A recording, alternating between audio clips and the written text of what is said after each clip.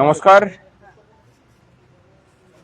সংগ্রামী যৌথ মঞ্চ এবং উস্তি ইউনাইটেড প্রাইমারি টিচার্স ওয়েলফেয়ার অ্যাসোসিয়েশনের পক্ষ থেকে আজকে মাননীয় বিদ্যালয় শিক্ষামন্ত্রী দীপক বর্মন মহাশয়ের সাথে আমাদের দীর্ঘক্ষণ আলোচনা হলো বিভিন্ন বিষয় নিয়ে। তার মধ্যে শিক্ষক শিক্ষিকাদের বিভিন্ন সমস্যা, শিক্ষা সংক্রান্ত বিভিন্ন সমস্যা, পরিকাঠামোগত বিভিন্ন সমস্যায় তার সমস্ত কিছুগুলোকে আমরা কভার করেছি।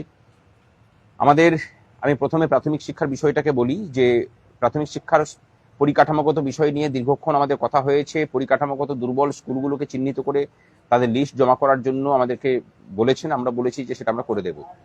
দ্বিতীয় হচ্ছে যে বদলি সংক্রান্ত বিষয়।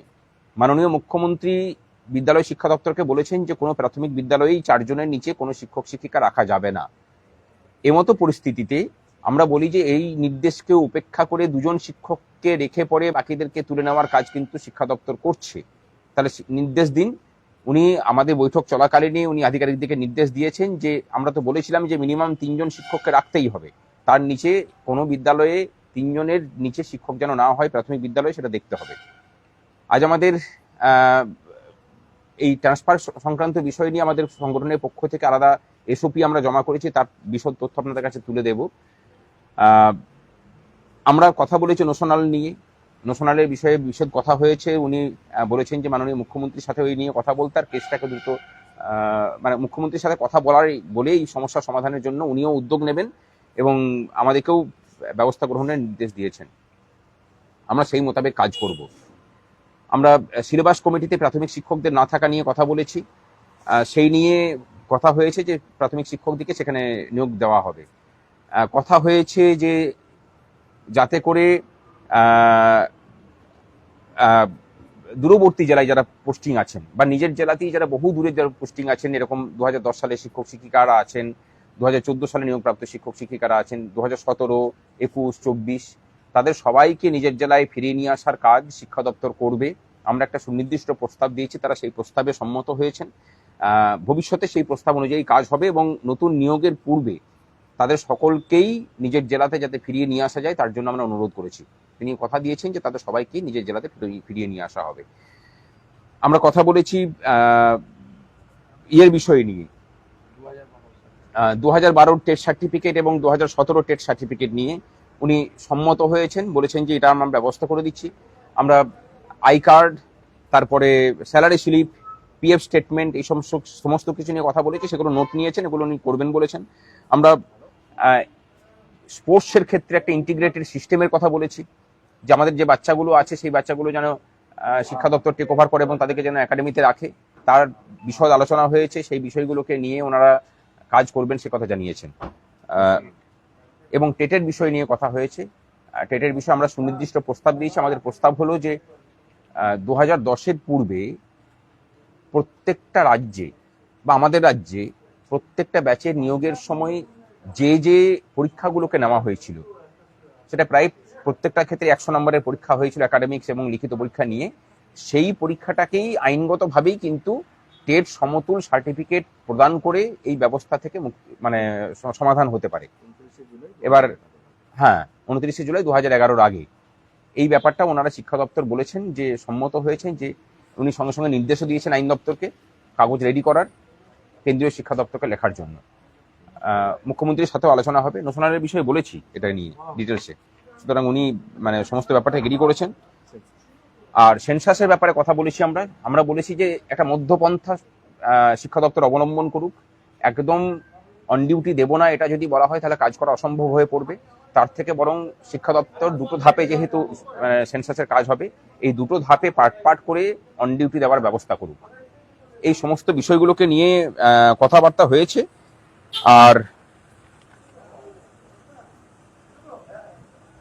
স্কুলে কম্পিউটার দেওয়া, প্রধান শিক্ষকদের বিষয় আসলে এই বিষয়গুলোকে নিয়েও আমরা কথা বলেছি। আর আই কার্ডের বিষয়টা বললাম ওটা। আর প্রত্যেকটা জায়গাতে ফেস রিকগনিশন সিস্টেম আসছে। স্কুলে কম্পিউটার দেওয়ার কথা আমরা মানে রিকোয়েস্ট করেছি। ইন্টারনেট সংযোগটা উনি বলেছেন যে সেটা হয়ে যাবে। এরপরে আমরা যখন সংগ্রামী যৌথ মঞ্চের পক্ষ থেকে বসি তখন সেখানে হাই স্কুলের বিষয় নিয়ে কথা বলি এবং সেখানে অস্থায়ী কর্মচারীদের বিষয়গুলোকে আমরা বিশেষ করে উত্থাপন করি। সমগ্র শিক্ষা মিশনে যারা অস্থায়ী কর্মচারী তাদের বিষয়ে আমরা কথা বলেছি যে আপাতত 5,000 টাকার যে বেতন বৃদ্ধি সেটা সকল স্তরের অস্থায়ী কর্মচারীদের জন্য প্রসারিত করা হোক, তাদেরকে পিএফ এর মধ্যে নিয়ে আসা, তাদেরকে অবসরকালীন সুবিধা প্রদান করা, সেগুলোকে যেমন করতে হবে। এবং তারই সাথে অন্যান্য রাজ্যে এই সমগ্র শিক্ষা মিশনের কর্মচারীদের যে সুবিধা প্রদান করে বেতনগত, সেই বেতনগত সুবিধাকে মানে এক্সটেন্ড করা, সেটা তারা এগ্রি করেছেন। এবং আরেকটা বিষয় আমরা বলেছি যে আইসিটি কম্পিউটার এদের ষষ্ঠ এবং সপ্তম ব্যাচকে ইয়ে করার মতো তারা বলেছেন আমরা প্রস্তাব পাঠিয়েছি। এনএসকিউএফটাকে স্কুল শিক্ষার মধ্যে নিয়ে আসার বলেছেন যে প্রাথমিক আলোচনা হয়েছে, আমাদেরকে অনুরোধ করেছেন যে উচ্চ শিক্ষামন্ত্রীর সাথে কথা বলতে, আমরা সেটা নিয়ে বলবো। আর স্বাস্থ্যসাথী প্রকল্প বন্ধ হয়েছে, তার পরিবর্তে অস্থায়ী এবং চুক্তিভিত্তিক কর্মচারী, প্যারা টিচার সহ সকলকেই যাতে মুখ্যমন্ত্রী স্বাস্থ্য বীমা যোজনার মধ্যে আনা যায় তার জন্য আমরা রিকোয়েস্ট করেছি। উনি বলেছেন যে সেই প্রস্তাব আমরা মুখ্যমন্ত্রীর কাছে পাঠাবেন। আর 2016 নিয়ে কথা হয়েছে, এটাকে নিয়ে আমাদেরকেও বিশেষ দায়িত্ব একটা দিয়েছেন, আমরা মুখ্যমন্ত্রীর সাথে কথা বলবো এটাকে নিয়ে, আর সেটা সমাধান করার চেষ্টা হবে। উনিও এগ্রি করেছেন যে 2016 সালের যারা যোগ্য তাদের ফিরে আসা প্রয়োজন, তার রাস্তা নির্ধারিত হোক, সেটা উনি বলেছেন। আমরা কাজ করছি, খুব সদর্থক আলোচনা হয়েছে এবং দীর্ঘদিন পরে কোনো শিক্ষামন্ত্রীর সাথে এতক্ষণ ধরে মানে শিক্ষা সংক্রান্ত বিষয় নিয়ে কথাবার্তা হলো। আমরা আশাবাদী যে ভবিষ্যতেও এই ধারাবাহিকতা থাকবে, উনি বলেছেন সেটা। এবং আমাদের যা কিছু প্রস্তাব উনি নিজে সমস্ত ফাইলগুলোকে যত্ন করে নিয়েছেন এবং রেখেছেন এবং বলেছেন যে এর ভিত্তিতে আমরা কাজ করি, আগে কিছু কাজ হোক তারপরে বাকি কাজগুলো করব। আর